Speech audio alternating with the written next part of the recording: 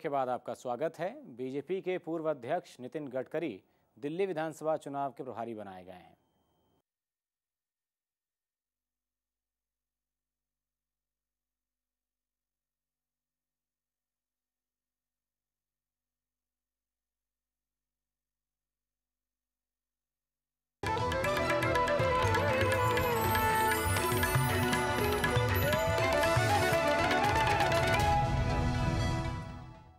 Break के बाद आपका स्वागत है। बीजेपी के पूर्व अध्यक्ष नितिन गडकरी दिल्ली विधानसभा चुनाव के प्रभारी बनाए गए हैं और वो बीजेपी को जीत दिलाने के लिए पूरी ताकत भी झोंक रहे हैं। गडकरी से ही खास बातचीत की है हमारी संवाददाता प्रीति ने। दिल्ली की जनता 4 दिसंबर को करने वाली है दिल्ली का फैसला।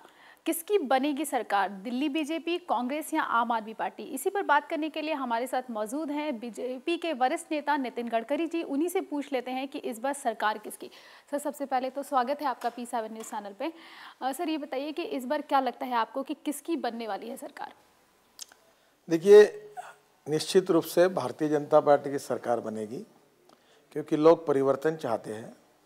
महंगाई और भ्रष्टाचार के कारण लोगों में कांग्रेस के प्रति रोष है और शीला दीक्षित की सरकार 15 साल से उसको लोग बदलना चाहते हैं और ऑप्शन के रूप में भारतीय जनता पार्टी है और हमारी सरकार बनेगी और हमको अच्छी मेजोरिटी मिलेगी, ऐसा मेरा विश्वास है। नितिन जी, आपको लगता है कि महंगाई और भ्रष्टाचार दो बहुत मुख्य मुद्दे हैं और आपकी सरकार आएगी तो उसको कैसे दूर करेगी? ये पहली बात तो ऐसी है कि हमारे पास जादू की कोई छड़ी नहीं है और दूसरी बात, हम ये भी दावा नहीं करते कि हम चुनकर आने के बाद 100% सभी सवालों को सुलझा सकेंगे, ऐसा भी दावा नहीं करते। पर एक बात मैं आपको बताना चाहता हूँ कि विकास के बारे में हमारी गुजरात और मध्य प्रदेश की सरकार या एनडीए में अटल जी के नेतृत्व की सरकार, उस समय के इकोनॉमिक पैरामीटर्स और अभी की स्थितियाँ, इसकी आप तुलना करो। जैसे agriculture growth rate Madhya Pradesh में 18.90 है, गुजरात में 11.50 है और देश में केवल 2.5% है। जीडीपी देश का 4.5% है, गुजरात का 11.50 है, मध्य प्रदेश का 11.20 है। तो हम कांग्रेस से 3 गुना 4 गुना अच्छी सरकार दे सकते हैं, अच्छी नीतियां बना सकते हैं और उसके कारण आज जितनी महंगाई है उससे आधी भी हो जाएगी तो बहुत बड़ा रिलीफ मिलेगा।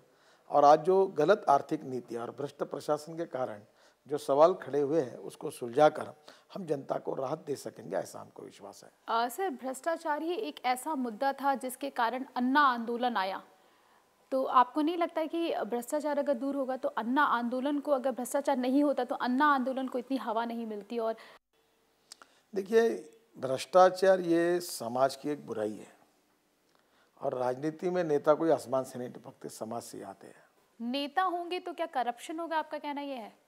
मैं ये कह रहा हूँ कि जब अगर व्यक्तियों पर अच्छे संस्कार होंगे, अच्छे विचार होंगे और उनके जीवन में अगर वो संस्कारों से अगर अच्छा व्यक्तित्व उनका बनेगा तो ही वो अच्छा काम करेंगे, भ्रष्टाचार मुक्त शासन दे सकेंगे। पर जब हमको अच्छे व्यक्ति ही राजनीति में नहीं मिलेंगे तो आखिर वही लोग नेता बनेंगे तो कहीं ना कहीं ये परिणाम होगा। मीडिया में जाएंगे तो वही काम करेंगे, जुडिशरी में जाएंगे तो वही काम करेंगे, पुलिस में जाएंगे तो भी काम करेंगे। तो अच्छे लोगों का निर्माण करना, मूल्याधिष्ठित संस्कारों के आधार पर अच्छे व्यक्तित्व को निर्माण करना, ये प्रक्रिया जब गतिशील होगी और समाज में अच्छे लोग होंगे तब इसमें कुछ कमी आएगी।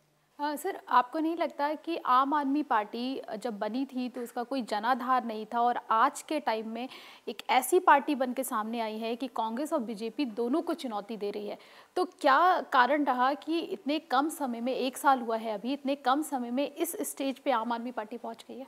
ये फ्लॉप पार्टी है, ये आम आदमी पार्टी नहीं है। इसके सभी उम्मीदवार करोड़पति हैं और ये बीजेपी और कांग्रेस पर भ्रष्टाचार का आरोप करते हैं तो हमारी पार्टी के जिन लोगों को टिकट नहीं मिलते उनको टिकट देते हैं।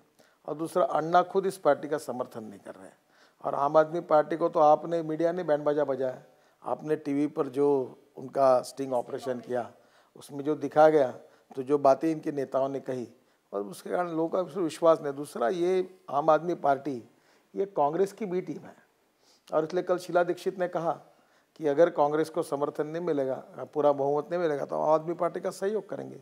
इसका मतलब कांग्रेस ने ही बीजेपी के वोट काटने के लिए आम आदमी को खड़ा किया। कांग्रेस का नेतृत्व शीला दीक्षित कर रही है और पीछे से आम आदमी को नेतृत्व गाइड करने का काम संदीप दीक्षित कर रहे हैं। सर, कांग्रेस कहती है कि आम आदमी पार्टी बीजेपी की पार्टी है और बीजेपी कहती है कि कांग्रेस की पार्टी है। जब अन्ना का आंदोलन हुआ था तो उस टाइम आपकी पार्टी के ही वरिष्ठ नेता वहां पे गए थे अन्ना जी का अनशन तोड़वाने के लिए। तो ये पार्टी है किसकी? पहली बात तो अन्ना हजारे जब इस पार्टी के साथ अपने संबंध नहीं रखते हैं, तो हम लोगों ने अन्ना के आंदोलन का उस समय समर्थन किया था, हमने कोई आम आदमी पार्टी का समर्थन नहीं किया था। और इसलिए आम आदमी पार्टी की जो आज की अवस्था है उसमें मुझे नहीं लगता मीडिया ने एक हवाला खड़ा किया है, पर इस पार्टी को एक आध दो सीटें भी मिल पाएगी ऐसा मुझे लगता है। सर्वे, जितने भी सर्वे आ रहे हैं, चाहे किसी भी चैनल का ले लें, किसी भी इसका ले लें, तो उसमें यह है कि बीजेपी जो है वो आगे ज़रूर चल रही है, लेकिन ऐसा नहीं है कि वो अपने दम पर सरकार बना पाएगी। तो अगर ऐसी कंडीशन कुछ आती है तो आप क्या आम आदमी पार्टी का समर्थन लेंगे? नहीं, हमें ज़रूरत नहीं पड़ेगी, हम अपने ताकत पर सरकार बना सकेंगे, ऐसा मेरा पूरा विश्वास है। अगर ज़रूरत पड़ती है तो क्या आप ज़रूरत लेंगे? पड़ती नहीं हमको, हमारी सरकार आएगी। अच्छा सर, गलत बयानबाजी जो आपके यहाँ से नेताओं की, कभी कभी नेताओं की तरफ से गलत बयानबाजी हो जाती है, आपको लगता है कि उसका पार्टी को नुकसान पहुँच रहा है? हमारे पार्टी में लोग टीवी के सामने जाकर बहुत बयान देते हैं, ये थोड़ी सी कमी है। कम बोलना यही पार्टी के लिए अच्छा होता है, तो धीरे धीरे सबको समझाएंगे। लेकिन गलत बयानबाजी का पार्टी पे नुकसान तो पड़ता है ना, और अभी चुनाव आने वाले हैं। हम लोकतांत्रिक पार्टी है, हम माँ बेटों की और पिता पुत्र की पार्टी नहीं है। हमारे पार्टी में कोई मालक और मालकिन नहीं है। जहाँ मालक और मालकिन होते हैं वो मालक और मालकिन होते हैं, बाकी लोग नौकर होते हैं। हमारे यहाँ सब मालिक ही मालिक है, इसलिए हर आदमी अपनी बात बताते रहता है, ये थोड़ी सी अड़चन हो जाती है। हाँ, लेकिन हर आदमी अपनी बात बताता रहता है, तो उसमें आपको नहीं लगता कि पार्टी की तरफ से थोड़ी सी गाइडलाइंस होनी चाहिए?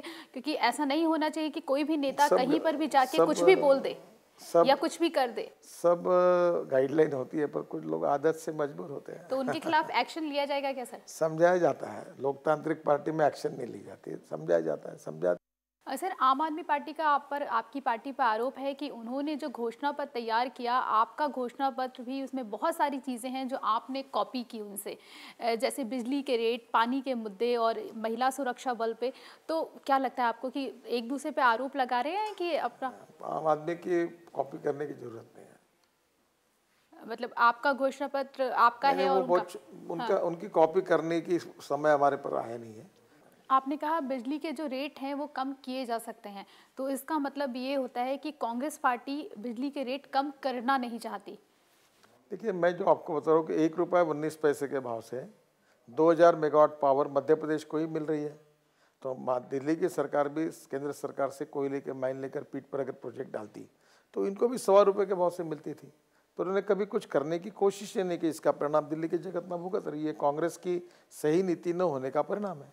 सर, सीएम का अभी कुछ दिन पहले ये बयान आया कि हम बिजली कंपनियों को ऑडिट करवाना चाहते हैं, लेकिन बिजली कंपनियां तैयार नहीं होती, इस वजह से हम करवा नहीं पाते। तो आपको लगता है कि दिल्ली की सीएम इतनी बेबस हैं कि वो बिजली कंपनियों को ऑडिट करवाना चाहती हैं और मतलब बिजली कंपनियां करवाने के लिए तैयार नहीं है, तो वो कुछ कर नहीं सकती? आपका सही सवाल गलत व्यक्ति को है।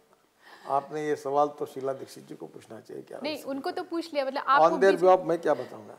देखो, वो करना नहीं चाहती क्योंकि बिजली कंपनियों के साथ कांग्रेस पार्टी की साठगांठ है, और इसलिए मुख्यमंत्री मन में आए तो कुछ भी कर सकती है, उनको करना नहीं है। अच्छा सर, पहले विजय गोयल जी का नाम आ रहा था कि सीएम कैंडिडेट हो सकते हैं वो, उसके बाद लास्ट में हर्षवर्धन जी का नाम आ गया कि वो सीएम कैंडिडेट डिक्लेयर कर दिए गए। तो आपको लगता है कि आम आदमी पार्टी के सामने हर्षवर्धन जी को इसलिए लाया गया है कि उनकी एक ईमानदार छवि है, और आपको लगता था कि विजय गोयल जी से ज़्यादा अच्छे हर्षवर्धन जी रहेंगे एक ईमानदार छवि को लेकर? देखिए, विजय गोयल जी ने कोई बेईमानी नहीं की है, वो भी अच्छी छवि है, उनने अच्छा काम किया है, पर दोनों की तुलना में हर्षवर्धन जी का नेतृत्व अच्छा है, जो लोगों में क्लिक हो सकता है, ऐसा लगने के कारण हमने उनको अवसर दिया है। आपको लगता है कि आडवाणी जी की वजह से पार्टी को कोई नुकसान पहुंचा है? नहीं, आडवाणी जी के कारण हर समय पार्टी को फायदा ही हुआ। तो दिल्ली विधानसभा चुनावों में ऐसा क्या कारण है कि आप अपने किसी लोकल, मतलब दिल्ली के नेताओं को आगे करके नहीं, नरेंद्र मोदी जी के नाम पर वोट मांगे जा रहे हैं? तो ऐसा क्यों? क्या आपको लगता नहीं कि दिल्ली में नरेंद्र मोदी हमारे प्रधानमंत्री के उम्मीदवार है और दिल्ली पर देश में आती है तो देश का नेता नरेंद्र मोदी और दिल्ली का नेता हर्षवर्धन, यही है। नहीं, लेकिन हर्षवर्धन जी के नाम पर इतने वोट नहीं जितने दिल्ली में ना मोदी के नाम से वोट मांगे जा रहे हैं। सोनिया गांधी का फोटो क्यों लगाते कांग्रेस वाले? राहुल गांधी का क्यों लगाते हैं? उनके पार्टी के वो मनमोहन सिंह जी का क्यों लगाते हैं? अब हमारे केंद्र में नेता अगर नरेंद्र मोदी बनने तो उनका फोटो लगाते हैं। आपको लगता है कि वो ज़्यादा असरदार रहेगा? ऐसा कुछ नहीं, सभी इस पार्टी में सभी असरदार हैं। हाँ, वहाँ एक सरदार है पर असरदार नहीं, ये कांग्रेस में है, हमारे यहाँ नहीं है। मतलब कांग्रेस में सरदार हैं पर वो असरदार नहीं, लेकिन हमारे यहाँ मोदी हैं, मतलब बीजेपी में मोदी हैं पर तो असरदार है इसलिए सब। असरदार हैं, सारे नेता असरदार हैं, चाहे आडवाणी जी का फोटो हो, चाहे अटल जी का सभी फोटो हो, या असरदार है चाहे हमारे यहाँ। हर्षवर्धन जी का फोटो हो। कांग्रेस में सरदार है पर असरदार नहीं है। इस बार के चुनावों में अगर आपकी सरकार आ जाती है तो ऐसी 5 बातें जो दिल्ली की जनता को एक तोहफे के रूप में मिले कि बीजेपी आएगी तो हमें ये 5 बातें लागू होंगी। पहली बात, हम यमुना को प्रदूषण से मुक्त करेंगे। दिल्ली की जनता को 24 घंटे पानी देंगे। दिल्ली की जनता की बिजली के दरों में 30% कटौती करेंगे। 9 सिलेंडर के बजाय 12 सिलेंडर और 3 सिलेंडर सब्सिडी से 12 सिलेंडर सब्सिडी से देंगे। दिल्ली में हर बिल्डिंग पर, हर बंगले पर, हर स्टेडियम पर सोलर पैनल बिठाकर हर घर, हर बंगला, हर बिल्डिंग, हर स्टेडियम, गोडाउन ये सोलर पावर जनरेट करने का केंद्र बनेगा। ये 5 इंपॉर्टेंट बातें हैं जिसका हम निश्चित रूप से क्रियान्वयन करेंगे। तो ये थे हमारे साथ नितिन गडकरी, जिनका कहना है कि इस बार दिल्ली में बीजेपी की सरकार बनेगी, और उनसे हमने 5 सवाल पूछे थे, 5 चीज़ें बोली थी कि वो 5 बातें बताएं जो अगर इनकी सरकार आती है तो वो 5 बातें दिल्ली की जनता को तोहफे के रूप में मिलेगी। लेकिन उनका कहना है कि 5 बातें तो बहुत कम है, अगर हमारी सरकार आती है तो कम से कम उनको काफ़ी ज़्यादा दिल्ली की जनता को तोहफे मिलेंगे। कैमरा पर्सन गोपाल के साथ प्रीति श्रीवास्तव, P7 न्यूज़।